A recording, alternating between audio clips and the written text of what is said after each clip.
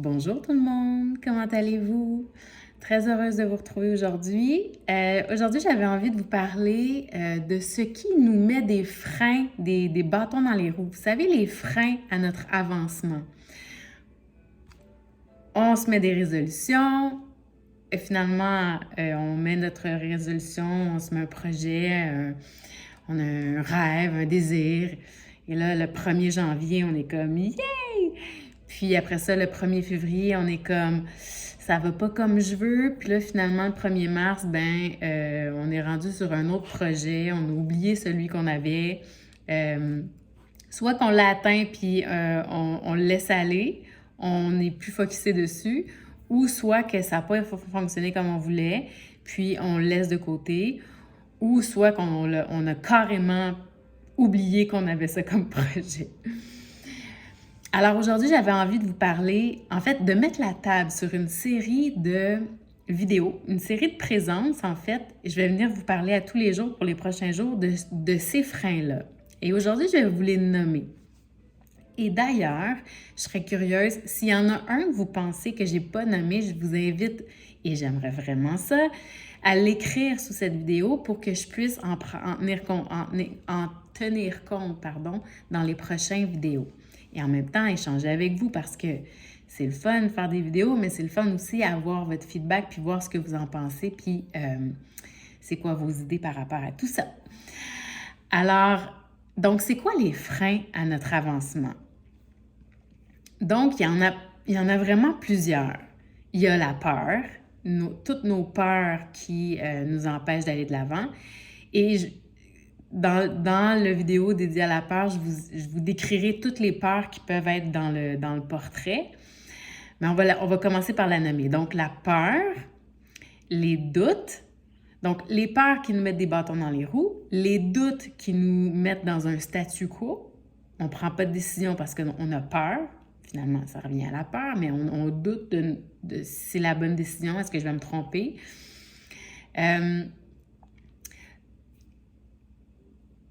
La culpabilité. Si je fais un move, je me sens coupable de l'impact que ça pourrait avoir sur ma relation avec telle chose, par exemple.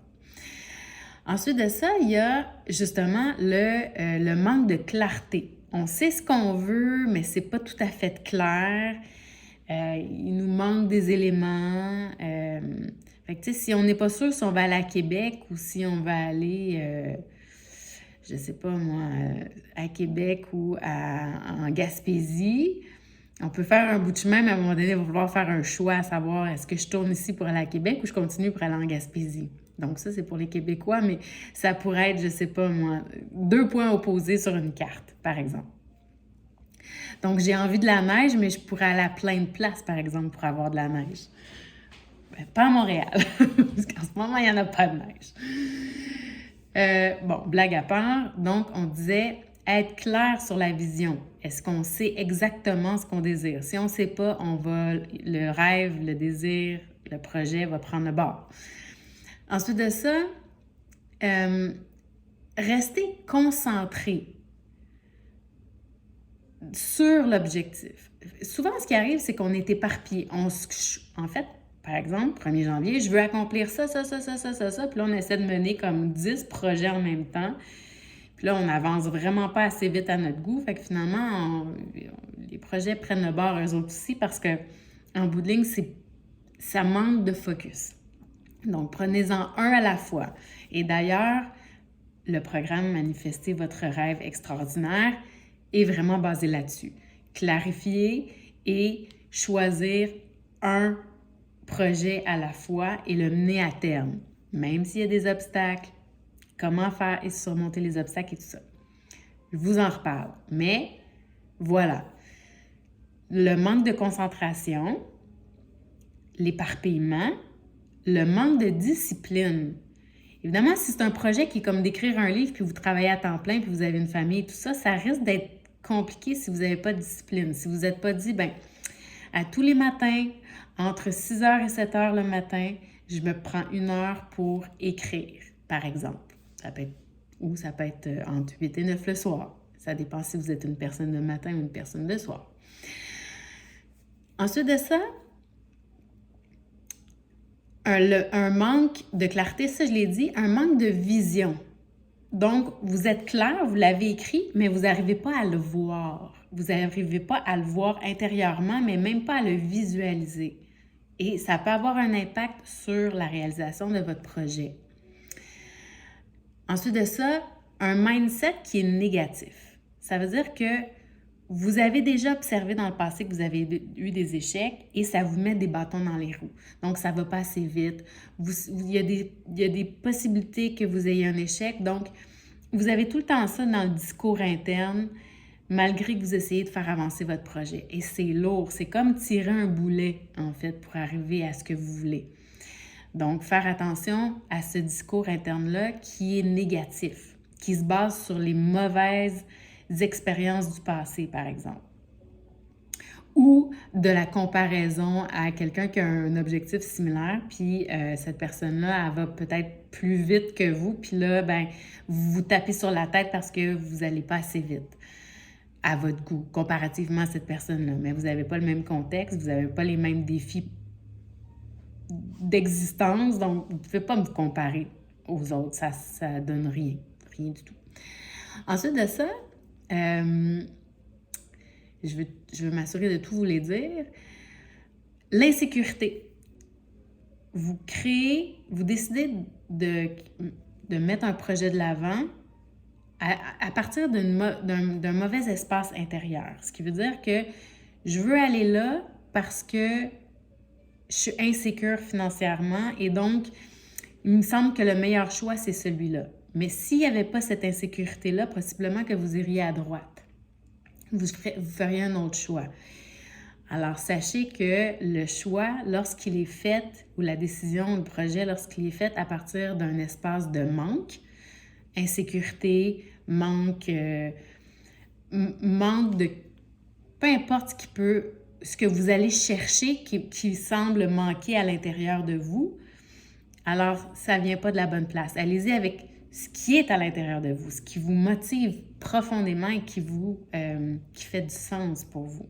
Commencez par là, avant de regarder les manques. Ensuite de ça, un manque d'alignement justement au sens que ça donne dans votre vie. Par exemple, si je prends tout le temps le même... j'espère que ça... Je prends toujours le même exemple. Si vous voulez perdre du poids pour rentrer dans vos jeans, il y a des chances que la motivation ne reste pas parce que ça manque de sens. Si vous voulez perdre du poids parce que vous voulez prendre votre santé en main, parce que vous avez une valeur santé, une valeur bien-être, vous voulez prendre soin des gens autour de vous, vous avez une valeur famille, amitié, amour, etc., là, vous allez le faire pour de vrai, pour de bon. Et c'est comme ça dans tout ce que vous décidez de faire. Il faut que ça soit aligné profondément à qui vous êtes réellement.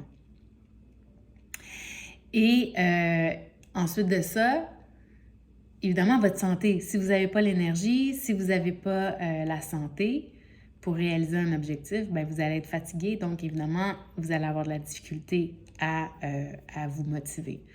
Donc, évidemment, ça fait partie d'être en bonne santé physique. C'est le début, c'est la base. Si on n'est pas en bonne santé physique, c'est vraiment difficile d'accomplir quoi que ce soit. Puis même d'être présent pour les gens qui nous entourent.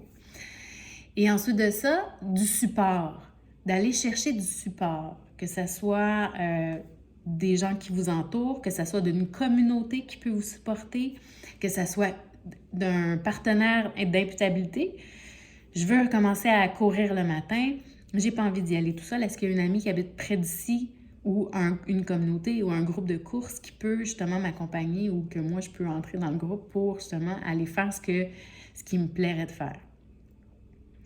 Et finalement, faire ce qui nous donne l'énergie. Si votre projet, justement, est fait à partir d'un espace de manque, ça risque d'être vraiment difficile. Vous allez, encore une fois, le traîner comme un boulet et donc, ça ne vous donnera pas d'énergie. Si vous le faites par passion, parce que vous êtes aligné avec vos valeurs, avec votre sens, là, vous allez avoir de l'énergie. Ça va remplir votre réserve d'énergie pour aller de l'avant. Donc, c'est de ça que je voulais vous parler 10 minutes plus tard. Alors, cette semaine et possiblement quelques jours, en fait, cette semaine et la semaine prochaine, je vais les prendre un par un et je vais vous parler, en fait, plus en détail où est-ce que ça peut justement nous freiner dans la réalisation de nos objectifs. Si vous avez des questions, si vous avez envie de partager des choses avec moi, écrivez-les sous cette vidéo et ça va me faire plaisir d'en prendre compte dans ma prochaine vidéo de demain. Je vous souhaite une belle soirée. À bientôt!